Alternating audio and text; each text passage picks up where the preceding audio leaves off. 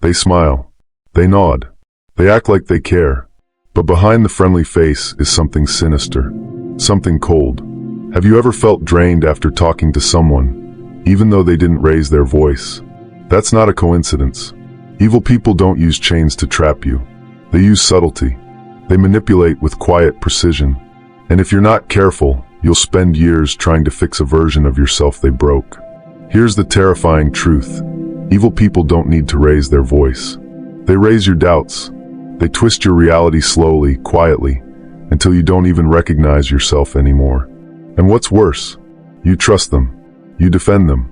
You call it love, or friendship, or leadership. But deep down, something always feels off, like you're shrinking, like your soul is quietly dying. You may have been told you're too sensitive or overthinking things. You're not. You're waking up. In this video, I'm going to break down 7 of the most subtle and disturbing tactics that evil people use to control you, tactics that hide in plain sight. And make sure you watch until the end, because the last tactic is the most destructive, and the one almost no one sees coming. Let's begin. Tactic 1, gaslighting. Rewriting your reality. They'll say, "That never happened," even when you know it did. Sounds familiar, right? It's the subtle art of gaslighting, when someone distorts the truth so slowly, so quietly, that you start questioning your own memory. They rewrite history, not because they've forgotten, but because they want you to forget. They plant doubt in your mind, eroding your confidence until you no longer trust yourself. At first, it might seem harmless. A casual comment, a raised eyebrow, or a "no, that's not how it went." But gaslighting is psychological warfare in its most insidious form, and the most dangerous part, it's calm. No shouting, no obvious red flags, just a soft, almost soothing dismissal of your reality. One moment, you're certain of something. The next, you're unsure if you even remember it correctly. They make you question your truth until you begin to apologize for things you never did. You're left with a lingering sense of confusion, anxiety, and self-doubt, wondering if you're losing control of your own mind. This tactic doesn't just mess with your memory, it undermines your entire sense of self. As Marcus Aurelius wisely said, "The happiness of your life depends upon the quality of your thoughts."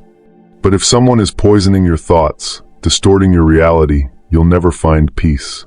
You'll feel like you're living in a constant fog. And here's the kicker. If they can convince you your memory is flawed, they can convince you of anything. What's next? Your worth, your emotions, your entire perception of the world around you. If you've ever felt like someone twisted your reality, drop a comment and share your story. You're not alone in this. The worst part is, gaslighting can be so subtle, you might not even see it happening until it's too late. And by the time you realize, you're so deep into their manipulation that breaking free feels nearly impossible. Stay with me, because the next tactic is just as sinister, and it's one that could destroy your trust in everyone around you. Tactic 2. Silent treatment and emotional punishment in disguise. Silence isn't always peaceful. Sometimes it's a weapon. When an evil person gives you the silent treatment, it's not about needing space, it's about power. It's about control. The moment they stop speaking to you, they're not just taking a break, they're punishing you. They want you to beg. They want you to chase them. They want you to feel like you did something wrong, like you're the one who needs to earn their approval, even when you did nothing at all. It's a slow, agonizing form of manipulation. They withhold attention, love, and care as if it's a commodity you have to chase after. Every attempt you make to reach out is met with indifference, silence, or an excuse. The message is clear. You're not worthy of their time unless you prove yourself to them. Now think about this. Stoicism, the philosophy of enduring hardship with dignity, teaches us the value of silence. Marcus Aurelius taught us that silence can bring clarity, peace, and a shield against the noise of the world. But this isn't Stoic silence. This is calculated cruelty. The silence you're given isn't a tool for self-reflection. It's a weapon to manipulate your emotions, to bring you to the point of desperation. And when you finally reach out to them, what do? They act like they're doing you a favor. They'll grudgingly respond, as if their attention is some rare treasure they're so generous to bestow. You're left feeling small, powerless, and confused, like you're the one at fault for not being able to fix the situation. You don't owe anyone your peace just because they gave you their silence. You don't have to beg for what should come freely. And the moment you realize that, the moment you stop chasing, you'll regain control. Have you ever faced the silent treatment from someone close?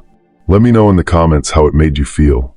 It's time to reclaim your peace. And trust me, the next tactic is one that destroys your sense of trust, completely reshaping how you view people. Stick around. Tactic 3. Triangulation. The puppet master's game. They don't play fair. They play dirty. Why can't you be more like her? I was talking to him earlier, and he agrees with me. Ever heard those lines? It's triangulation in action, a classic tactic where an evil person manipulates a situation by introducing a third party to control how you feel. It's not about collaboration or connection. It's about creating division. The goal? To get you to compete, to get you to doubt yourself, to create a wedge between you and others so they can sit back and watch the chaos unfold. They'll bring up someone else to make you feel inferior, like you're somehow lacking, even though they're the ones pulling the strings. Triangulation works by making you question your own worth. They trigger your insecurities with seemingly innocent comparisons. And because it's subtle, you often don't realize you're being manipulated until it's too late. Suddenly, you're in a race that was never yours to begin with. You start feeling like you need to win the approval of people who were never your competition in the first place. But here's the insidious part. Triangulation doesn't just make you doubt yourself, it breeds false allies. People who you might think are on your side become pawns in someone else's game. Now, instead of focusing on your own growth, you're caught up in a web of comparison and competition, constantly trying to prove you're better than someone else. Listen closely to this.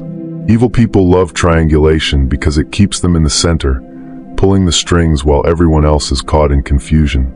They control the narrative, they create tension, and they never have to dirty their hands. They just watch everyone else tear each other apart. The worst part? It doesn't just affect you and the person they're comparing you to. It affects the entire dynamic. Relationships become warped, trust erodes, and the manipulator sits back, reveling in their ability to control everything from the shadows. Have you ever felt like someone was playing you against others? Drop a comment below. Let's talk about how to break free from this toxic cycle. The next tactic is just as manipulative, but even more devastating. You won't want to miss it. Stick around. Tactic 4. Playing the victim.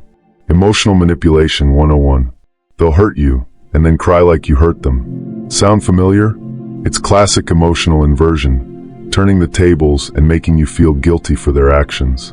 Evil people love this tactic because it allows them to manipulate your empathy, weaponizing it against you. They exaggerate their pain and suffering until it erases yours completely. And you're left wondering, how did I get here? Listen closely, this is how it works. One moment, they're insulting you, dismissing your feelings, or crossing boundaries. The next, they're weeping, telling you how hurt they are because you didn't say, "I love you" fast enough, or how you didn't meet some impossible expectation. Suddenly, you're the villain in their story. And before you know it, you're apologizing for defending yourself. This emotional inversion is a shock to your system. It's like whiplash. You're blindsided, caught between the confusion of their aggression and their sudden tears. They create this emotional chaos that forces you to question your actions, your intentions, and sometimes even your worth. It's disorienting, and it leaves you second-guessing everything. But here's the truth. Real victims don't need to stage performances. Real victims don't manipulate others to make them feel bad for being hurt.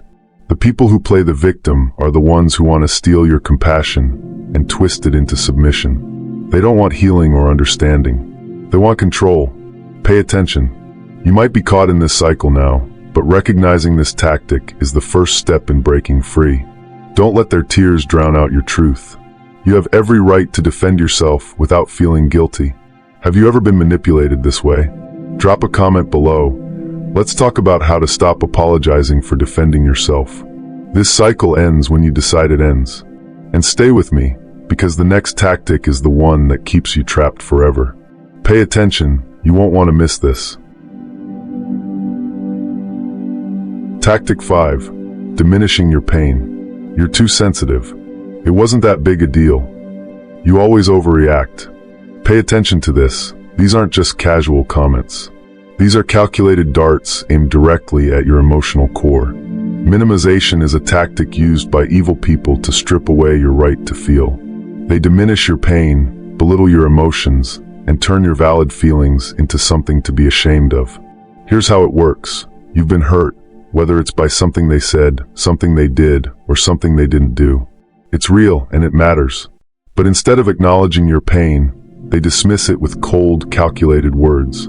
They make you feel like you're the problem, like you're the one who's out of line. The more you try to express your hurt, the more they downplay it, as if you're just overreacting. First, they hurt you. Then they convince you that the pain you feel is your fault. They manipulate you into questioning your emotional response, making you second-guess yourself. The more you try to stand up for your feelings, the more they make you feel like you're crazy for even having them. Listen closely. This isn't just a misunderstanding. This is manipulation at its core. They want you to silence your own feelings, to shrink yourself down to make them comfortable. They don't care about your emotions. They care about their control over them. Have you ever had your feelings dismissed like this? Share your story below. Your voice might be the one that helps someone else wake up and break free from this kind of emotional manipulation. You're not alone, and it's time to reclaim your power. This next tactic? It's even more destructive than you think. Stay with me, you won't want to miss this. Tactic 6. Love bombing. Seduction with strings attached. At first, they overwhelm you with attention, compliments, gifts, and constant validation. It feels like a dream. Everything about them makes you feel special, seen, and appreciated. But here's the catch, it's all a setup. This isn't love, it's bait. Once they've reeled you in, the love they shower on you starts to come with strings attached. The constant affection slowly transforms into a form of subtle manipulation. You feel guilty pulling away. You start doing things you normally wouldn't, just to keep the love alive. The irony? The same person who once made you feel like royalty will later treat you like a burden. The person who flooded you with praise and devotion now withholds affection, and you're left wondering what went wrong. The shift isn't random. It's carefully orchestrated. I'll give you a short story. For the sake of confidentiality, we'll use the name John. John shared his experience of a partner who used to text them, "Good morning," every day for months, showering them with attention and sweet words. But as soon as they began to pull back, that same person started ignoring them in public. The shift wasn't a change of heart. It was part of a strategy, an attempt to remind them of who holds the power. Listen closely. Love bombing isn't affection. It's control with a pretty face. They make you feel adored, only to later turn that affection into something you have to earn. And don't be fooled, it's not about love. It's about manipulation. This tactic lures you in, making you feel like you're the center of their world. But the moment they've got you, you'll realize just how fragile that love really is. This final tactic? It's the most destructive of them all. Stay with me, you won't want to miss it. Tactic 7. Isolation, cutting you off from your support system. They know that in order to control you fully, they need to separate you from the people who might help you see through their games. It starts subtly. They criticize your friends or family, or they create situations where you feel like you're caught in the middle. Over time, you find yourself spending less time with your loved ones. You stop talking to the people who care about you. They become your entire world, until it's just the two of you, and that's when they really take control. Philosophical contrast. This is the complete opposite of true intimacy, which thrives in mutual respect and connection. What they're building isn't love, it's dependency. They've made you rely on them for validation, support, and even your sense of reality. This is the most dangerous because once isolated, you have no outside perspective. You no longer see their manipulation.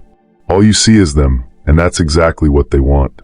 The final conclusion. If you've made it this far, you already know something most people ignore. Manipulation isn't always loud. It's not always violent. In fact, the most dangerous kind is quiet, subtle, smiling. These tactics, gaslighting, the silent treatment, triangulation, love bombing, playing the victim, minimization, and isolation, aren't just behaviors. They're psychological tools, weapons, and the people who use them know exactly what they're doing. Here's what you need to remember. Just because someone says they love you doesn't mean they want what's best for you. Love isn't control. It's not guilt. It's not fear wrapped in attention. Marcus Aurelius said, "The soul becomes dyed with the color of its thoughts." If someone's tactics are slowly staining your soul with doubt, fear, and confusion, you owe it to yourself to step back and reevaluate. You are not crazy. You are not overreacting. You are waking up. And waking up is painful, but it's also powerful, because the moment you see these tactics for what they are, you stop dancing to their tune. You stop second-guessing your sanity. You stop shrinking to make someone else feel powerful. You reclaim yourself. This space, our community, is a place for that awakening. You're not alone in this. If you've seen these tactics in your own life, share it below. Someone else is reading these comments, looking for proof that they're not imagining it. Your story could be the reason they finally walk away. And remember this, the last tactic is always the most dangerous one, because it doesn't just control your choices. It rewrites your reality. But once you see it, you can never unsee it. And that's when everything changes.